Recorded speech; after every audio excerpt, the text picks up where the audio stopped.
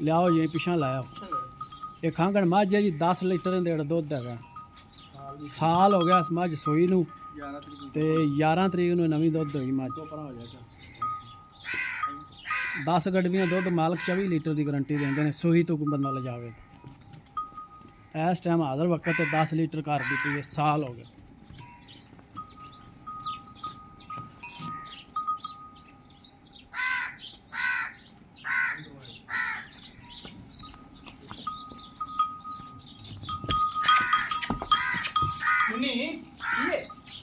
डर ना क्या नाम क्या कैमरे तो बैठ दी माशाल्लाह मुठ मुठ थान है। एक साल मज सूई ने होया जी 11 तरीक को नवी दुध हुई है ते 10 लीटर इहदे हेठ अजे भी माशाल्लाह आधर वक्त दुध है।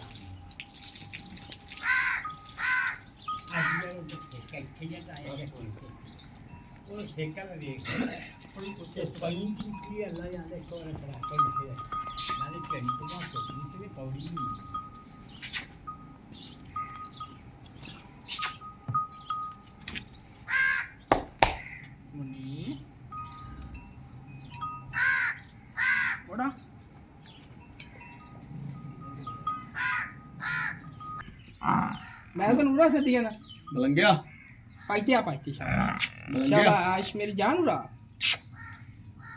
मलंगा अब मेरी जान आ गई। आजा आजा 12 आजा आजा मलंगा लंगे उड़ा उड़ा आजा मलंगिया आजा साबित कर आजा उड़ा लंगे पट्टे को पकड़ मलंगिया मलंगा आजा लंगे 12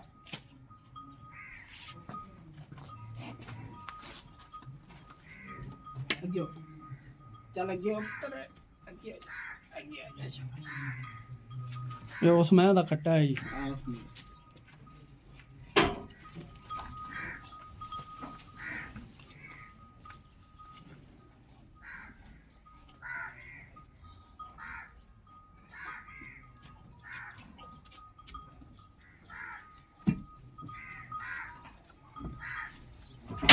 माशाल्लाह 24 लीटर मां का रिकॉर्ड है। मां की वीडियो विच